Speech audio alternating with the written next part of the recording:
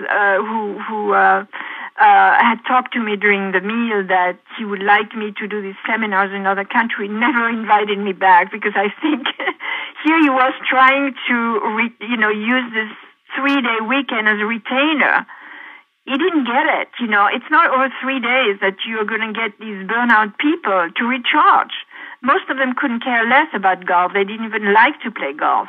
So yes, they were for 2 days away and, not working and having massage and being in the countryside.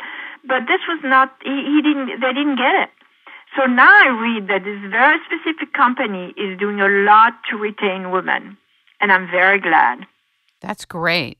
That's really, really great. I'll bet they thank you with their lives and their families. Many did, and many I've seen some back because I've been, 4 or 5 times at the London Business School, and some did amazing things, and some are entrepreneurs, some are totally in different field and have a much happier life. So, you have to make that kind of know thyself inner search about what's important to you, because we are what we eat, but we're also what we do, and we spend a lot of hours working every day. So it's important to like what you do, but also to feel that you're not like working 12 hours a day.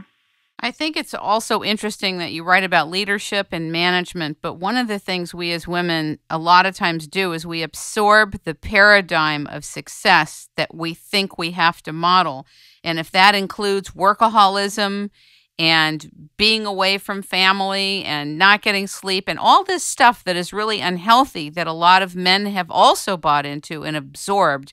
But for women, it's even a worse disaster if we have kids and husbands and significant others, and it's a multifaceted disaster of galactic proportion. Yes, I agree with you, because the word success is, as I said in the book, is a word I don't like, because success, like power, ruin you. And you see it in politics. Politicians, why do people go into politics? Is mostly to get the power. And it happens in a very subtle way. At the beginning you might be very good, but eventually it catches up with you. And that power game goes, and you feel that you're important, and you feel you have to be successful. But what is it? Andy Warhol said it well, 15 minutes of success and then move on. It's like, don't take yourself too seriously, but take your work seriously and do what is necessary to live within that parameters and have a decent, decently balanced life. And you can do that. Work and life balance is not easy, but it is doable. It's just that it needs an investment of your time and your thinking, and you're narrowing down to what really counts for you. And success is just, it's an empty word. What is success? But managing your expectations is what it's all about, in work and in life. You write extensively about one of the critical things in business is having really good communication skills as a major, major asset and skill base. Sometimes more important than being able to do a good PowerPoint presentation, although you were very good at doing PowerPoint presentations as well as you have good communication skills. But I thought it was incredibly insightful how sometimes you cannot have the other types of skills, but if you have good communication skills, you're a major asset in a lot of industries and in most circumstances. Yes, I'm that's my personal view, but I am convinced, and more so even since I wrote the book, that communication skills in business are key. More than intelligence, more than knowledge, more than experience. And education opens the door, but the ability to communicate orally, in writing, or visually is something they don't teach you in school again, And women are better than men at communicating properly, generally speaking. But communications is just more than writing, a good report or making a good PowerPoint presentation. Communication is about greetings. It's about writing thank you notes. It's about conversation, telling stories. It's about networking. It's about visiting your staff in their office and trying to find out if they are happy or what's on their mind or what they like to do.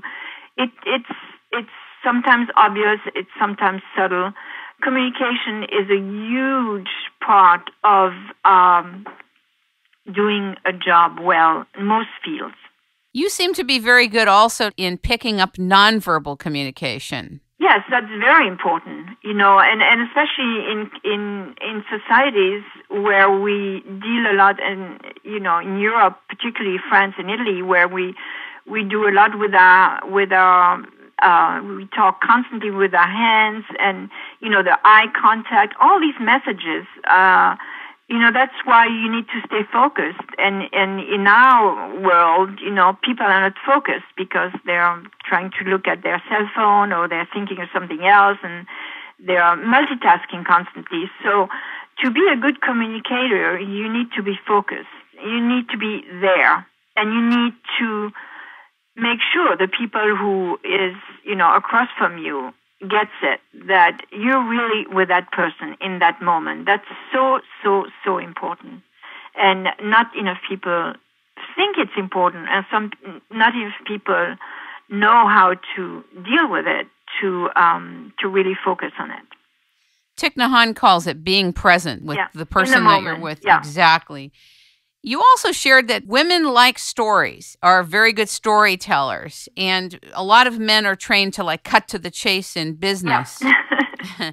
Talk a little bit about your experience of that.